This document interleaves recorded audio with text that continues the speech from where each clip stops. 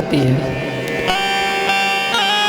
पोथी पढ़ पढ़ जग मुआ, पंडित भया न कोई, 2.5 अक्षर प्रेम का पढ़े सो पंडित होए। जो प्रेम करना जानता है वही भगवान कृष्ण की कथा को सुनता है, जो भक्ति करना जानता है वही राम की कथा को सुनता है, वही प्रभु की कथा को सुनता है। प्रेम हो तो राधा और कृष्ण जैसा। कई लोग कहते हैं महाराज जी राधा और कृष्ण का विवाह तो हुआ नहीं था, ऐसे ही कहते हैं ना, विवाह नहीं हुआ था। कौन कहता है विवाह नहीं हुआ? राधा और कृष्ण का विवाह हुआ है। राधा और कृष्ण अलग नहीं है, पति पत्नी है, विवाह हुआ है और शास्त्रों में यह प्रमाणित भी है। ब्रह्मा जी ने स्वयं आकर विवाह किया है और विवाह का स्थान है भांडीर वन। वृंदावन से कुछ किलोमीटर की दूरी पर भांडीर वन नामक एक ग्राम है। वहां पर भगवान ब्रह्मा ने राधा और कृष्ण का विवाह करवाया था। आप गर्ग संहिता एक ग्रंथ है, उसको पढ़ें, उसमें ये कथा भी आती है। राधा और कृष्ण जैसा प्रेमी और कोई इस दुनिया में नहीं है। एक समय की बात है, ध्यान से सुनिएगा। राधा और कृष्ण की आदत है, प्रतिदिन का नियम है, सायंकाल होते ही वे यमुना किनारे कदम के पेड़ के पास मिलने आया करते थे एक दूसरे से। एक दिन कान्हा जी प्रतीक्षा कर रहे हैं राधे का। सायंकाल के समय राधा रानी बड़ा सुंदर 16 श्रृंगार करके पहुंची है। राधा जी जब श्रृंगार करके पहुंची तो कान्हा ने तारीफ किया, बड़े सुंदर लग रहे हो श्री राधे, आप बड़े सुंदर लग रहे हो। आपके गले में ये जो मोतियों की माला है ये तो और प्यारी लग रही है, इसका तो कहना ही क्या है भला। जैसे ही मोतियों की माला को देखा, अरे राधे एक काम करो ना, ये मोतियों की माला जरा दिखाओ। जैसे ही कान्हा मोती की माला को छीनने के लिए गले में हाथ बढ़ाते हैं राधा के, राधा ने कहा, अरे कान्हा हाथ दूर करो, हाथ बिल्कुल दूर करो, छीना मत मेरी मोती की माला को। कान्हा बोले क्या हो गया, क्यों नहीं छीना? राधे ने मजाक में कह दिया, कान्हा ये मोती जानते हो कितने कीमती हैं? ये मोती इतने कीमती हैं कि तुम्हारे नंद बाबा और मैया यशोदा बिक भी जाएं तो इसकी कीमत नहीं चुका सकते, इतने कीमती मोती हैं।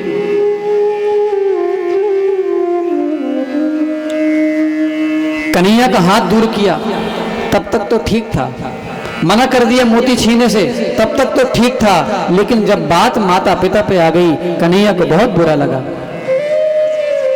कन्हैया को सहा नहीं गया, कन्हैया गुस्से में तुरंत वहां से चले जाते हैं, बिना बात किए चले जाते हैं। राधा ने बाद में सोचा मैंने थोड़ा गलत मजाक कर लिया, ऐसी मजाक मुझे नहीं करना चाहिए था, मेरे कान्हा को बुरा लग गया। कल आएंगी इतने टाइम तो मैं फिर उनसे क्षमा मांग लूंगी। अगले दिन राधा रानी आई, कन्हैया की बहुत समय तक प्रतीक्षा की, लेकिन कन्हैया मिलने नहीं आए। उनको बुरा लग गया। ये भी कोई कहने वाली बात है? आपके नंद बाबा और मैया यशोदा बिक भी जाए तो मोती की कीमत नहीं चुका सकते, ये कोई कहने वाली बात है? बुरा लग गया राधा को, कान्हा को। 2 दिन बीते, 3 दिन बीते, रोज राधा रानी प्रतीक्षा करती हैं, आज कान्हा आएंगे, आज कुछ करेंगे, आज मैं उनसे क्षमा मांगूंगी, लेकिन कान्हा नहीं आए। जब कान्हा नहीं आए तो राधा रानी अपने बरसाने के महल में उदास रहने लगी। कुछ भी काम करती, किसी से कोई बात नहीं करती, अपना काम कर लेती। भोजन कभी कर रही हैं, कभी नहीं कर रही हैं, ना हंस रही हैं ना खेल रही हैं। बृषभानु जी को ये सब देखकर, राधा जी के पिता हैं बृषभानु, उन्होंने जब देखा कि मेरी चांद सी मुस्कुराती बेटी आज इतनी उदास रहने लगी है तो इसका कारण क्या है, इतना उदास क्यों रहने लगी है? एक दिन बृषभानु जी ये सोच ही रहे थे कि नारद जी का आगमन। बृषभानु जी क्या हुआ, नारद जी का स्वागत किया। नारद जी ने पूछा, बृषभानु जी सब कुशल मंगल है? ब्रजभानु जी ने कहा, हाँ महाराज सब कुशल मंगल है, आपकी दया है। अच्छा एक बात बताओ, आपकी बिटिया राधा कैसी है, कहाँ है? बड़े दिन से दर्शन नहीं हुए, उसी के दर्शन के लिए हम आए हैं। ब्रजभानु जी ने कहा, प्रभु महाराज मैं क्या बताऊं, कुछ दिन से हमारी बिटिया बड़ी उदास रहने लगी, किसी से ज्यादा बात नहीं करती, भोजन ज्यादा करती नहीं, ना जाने ऐसा क्या हो गया है उसे। नारद जी ने कहा, ब्रजभानु जी जब बेटियां ज्यादा गंभीर रहने लगे, ज्यादा उदास सी रहने लगे, समझो वे शादी लायक हो गई, उनकी शादी कर दो।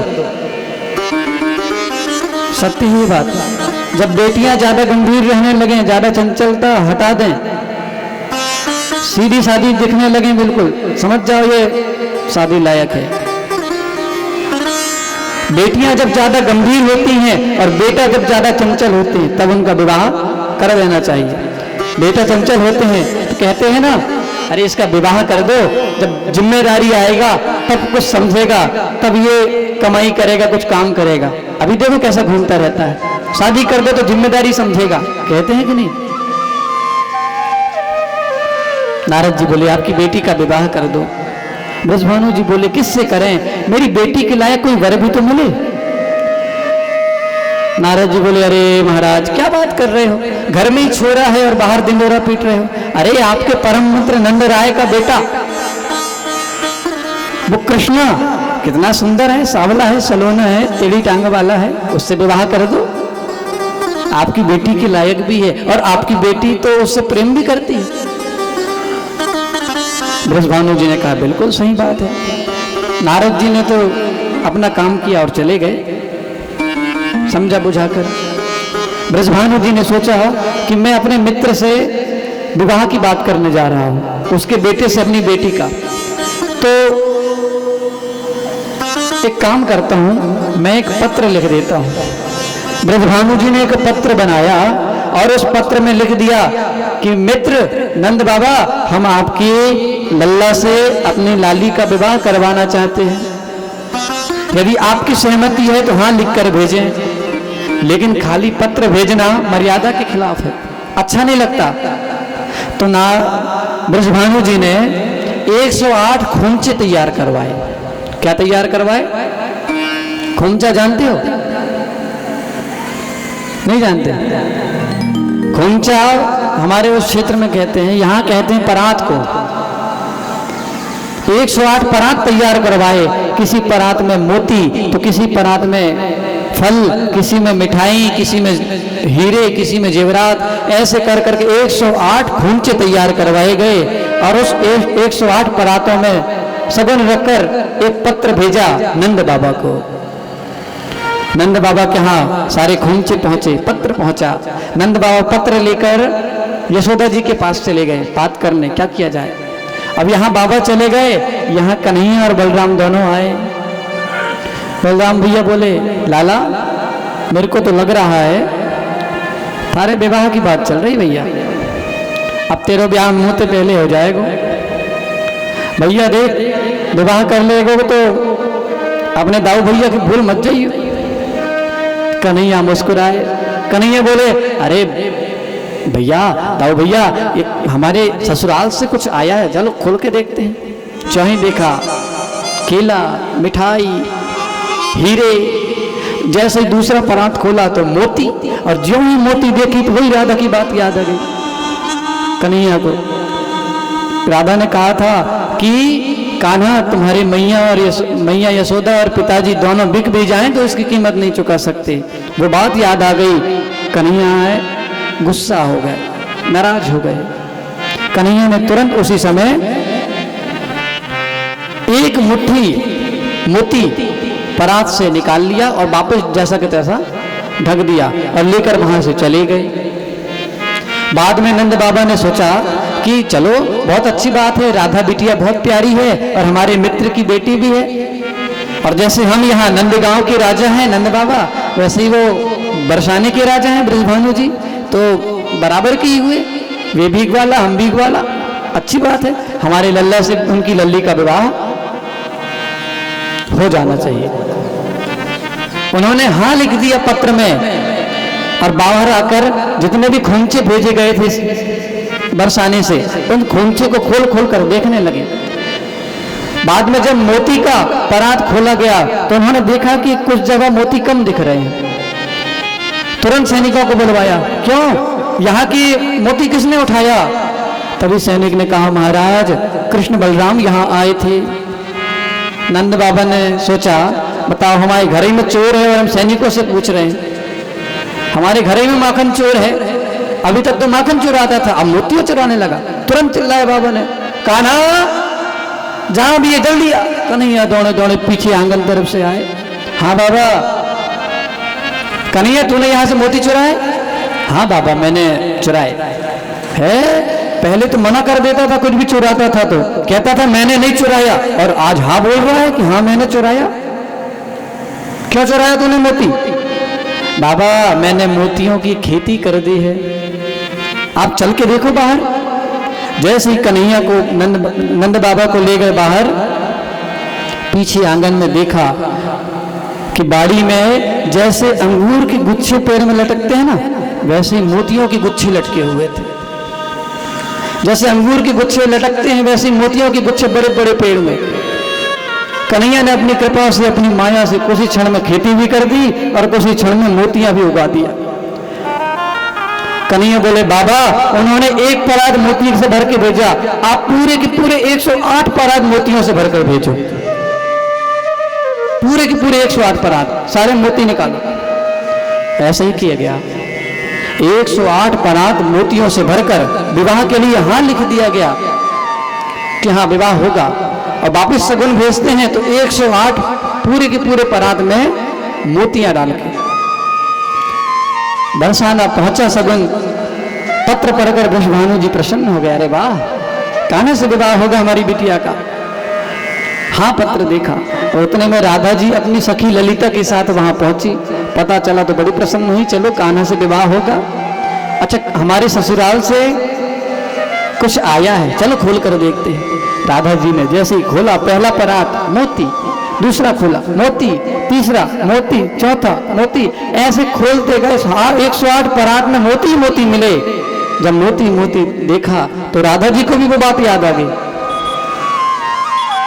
राधा जी ने सोचा, लगता है वो बात कन्हैया भूले नहीं है, इसलिए देखो मैंने कहा था कि नंद बाबा बिक भी जाए तो मोती नहीं खरीद सकते, इतने महंगे मोती हैं। तो कान्हा मुझे बताना चाहते हैं कि तुम्हारे यहाँ 101 परात है मोती का, हमारे यहाँ तो 108 परात से भी ज्यादा है। मतलब कन्हैया मुझे बताना चाहते हैं ये बात। राधा जी फिर उदास हो गई कि लगता है कन्हैया अभी तक वो बात भूले नहीं है। राधा जी उदास हो गई, अंदर कक्ष में चली जाती हैं। अब तक तो केवल उदास थी, थोड़ा बहुत खा भी लेती थी, थोड़ा बहुत बाहर निकल जाती थी। अब तो ना बाहर निकल रही हैं, ना भोजन कर रही हैं, ना किसी से बात कर रही हैं, ऊपर से दरवाजा भी बंद कर लिया है, बड़ी नाराज है। बृषभानु जी ने देखा मेरी बिटिया को ना जाने क्या हो गया है, विवाह की बात सुन के भी ये आज उदास है, ऐसा क्यों? अरे इसका विवाह मैं उसी से कर रहा हूं जिससे ये चाहती है, फिर भी ये उदास है।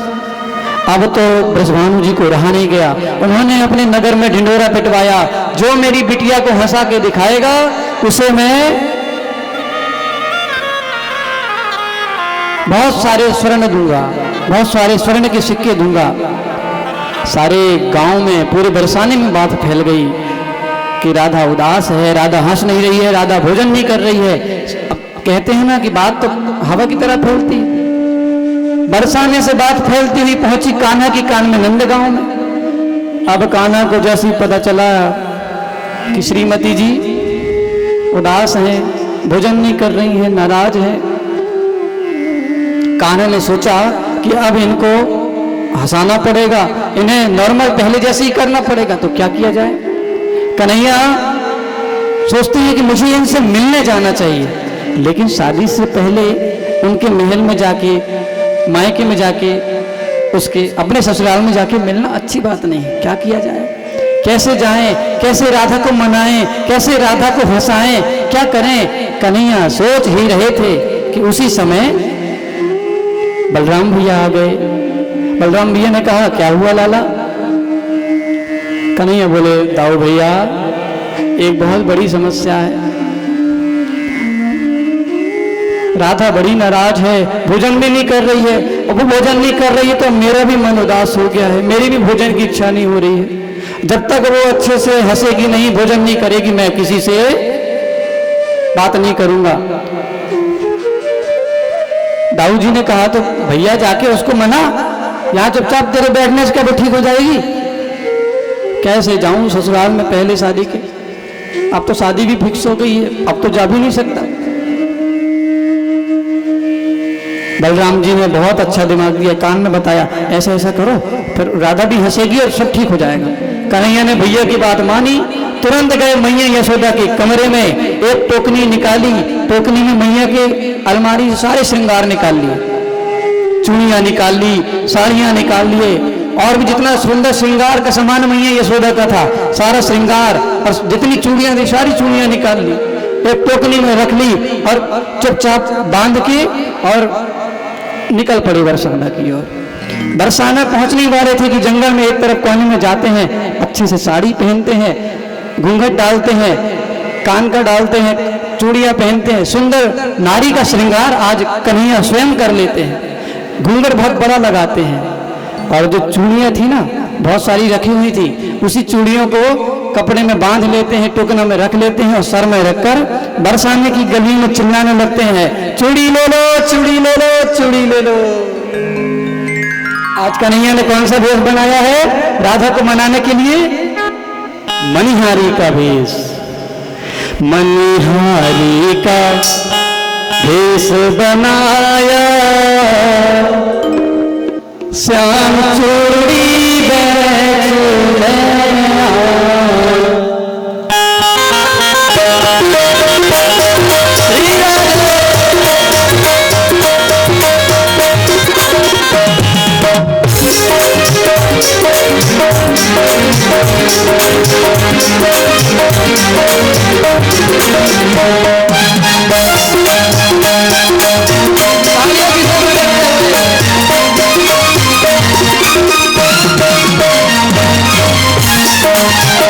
मनिहारी का भेष बनाया, श्याम चूड़ी बेच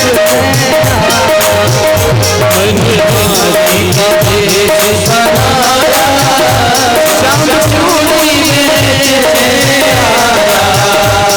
भैया का भेष बनाया, श्याम चूड़ी बेच भैया का भेष बनाया, श्याम चूड़ी बेच आया।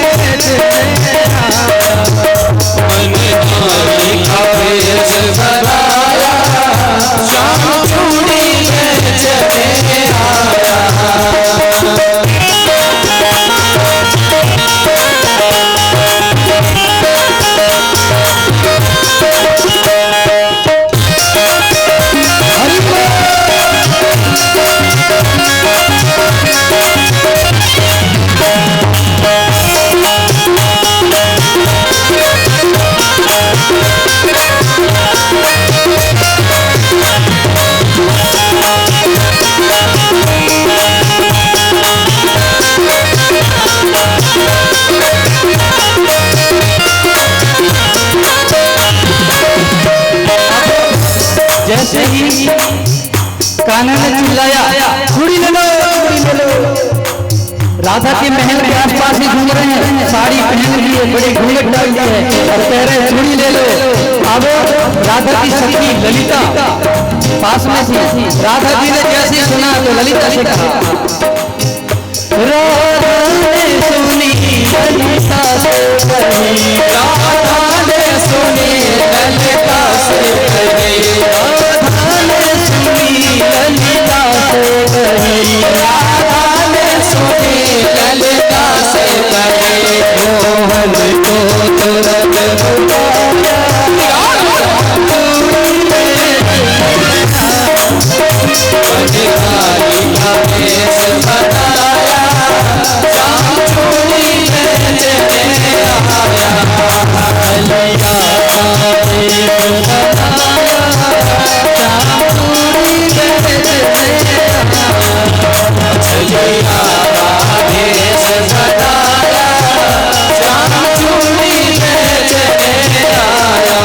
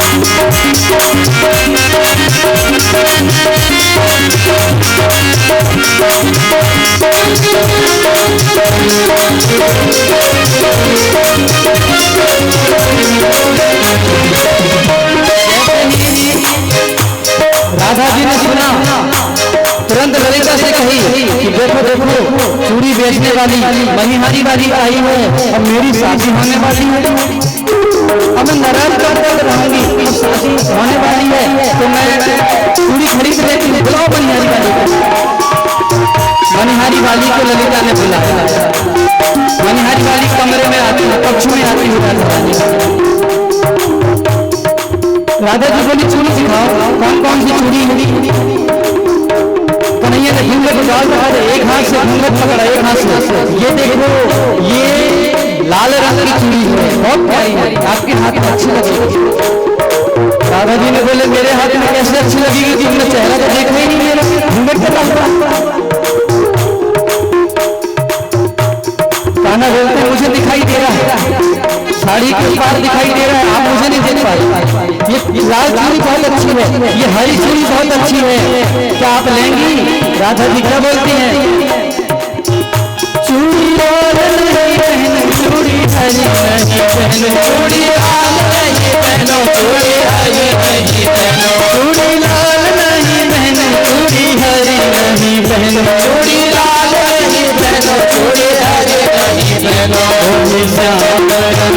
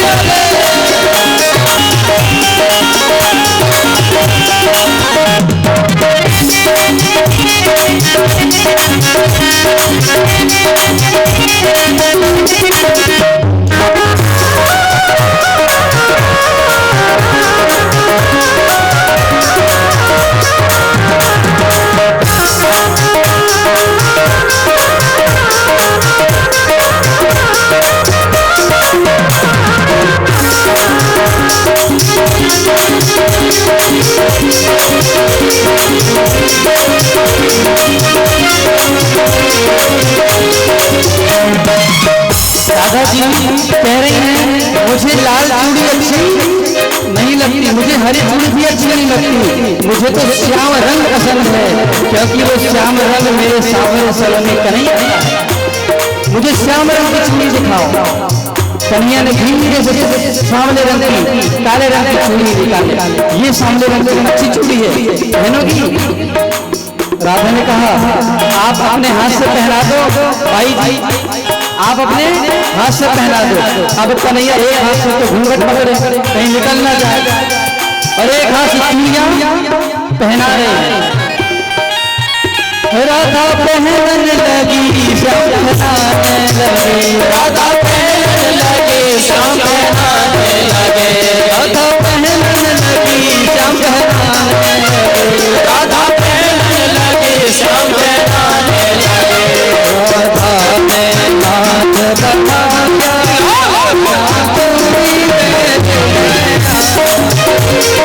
मारी का भेष बनाया, श्याम चोरी बेचने आया, लिया का भेष बनाया,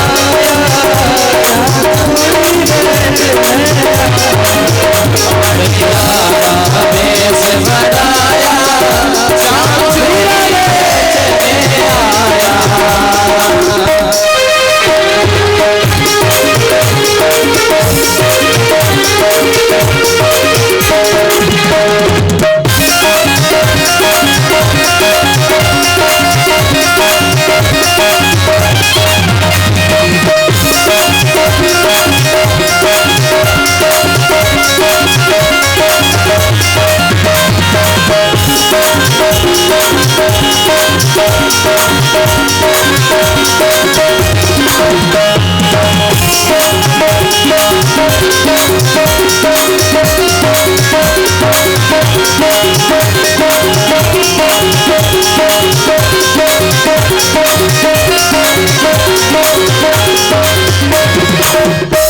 जैसे ही कन्हैया ने हाथ बढ़ाया पहनाने के लिए, राधा जी ने कहा लीजिए पहनाइए। राधा ने हाथ बढ़ाया, कन्हैया पहना रहे हैं, लेकिन एक हाथ से चूड़ी पहनाते थोड़ी बनती है। आप बताओ यदि कोई हाथ बढ़ाएगा आप एक हाथ से घूंघट पकड़ के तो चूड़ी पहना पाओगे? नहीं बनेगा। कान्हा ने थोड़ा सा और नीचे किया पल्लू को और छोड़ दिया और दोनों हाथ से पहनाने लगे। अब जैसे ही दोनों हाथ वहां पकड़ा, जोर से हवा आई और पल्लू निकल गया। जैसे ही पल्लू निकला सही कन्हैया को राधा जी ने पहचान लिया और कहने लगी अरे कान्हा तुमने मर्यादा का भेष बनाया, ऐसा क्यों? कान्हा बोले राधा तुम उदास थी, तुम्हें उदास मैं नहीं देखना चाहता था, तुम्हें मनाने के लिए मैं ऐसा बनकर आया। तो राधा जी ने क्या कहा? राधा कहने लगी तुम हो छलिया बड़े, राधा कहने लगी तुम हो छलिया बड़े, राधा कहने लगी तुम हो छलिया बड़े, राधा कहने लगी तुम हो छलिया बड़े। धीरे से हाथ जपाया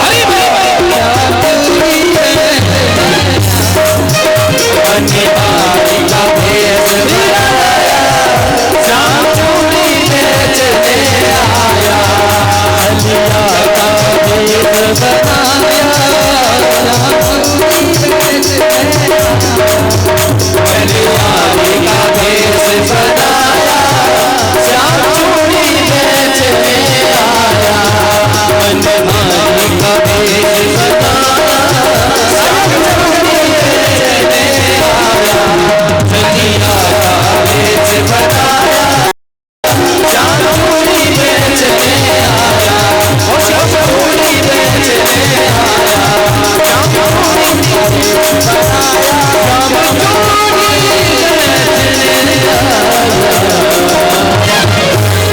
राधा रानी सरकार बोलो बाकी बिहार।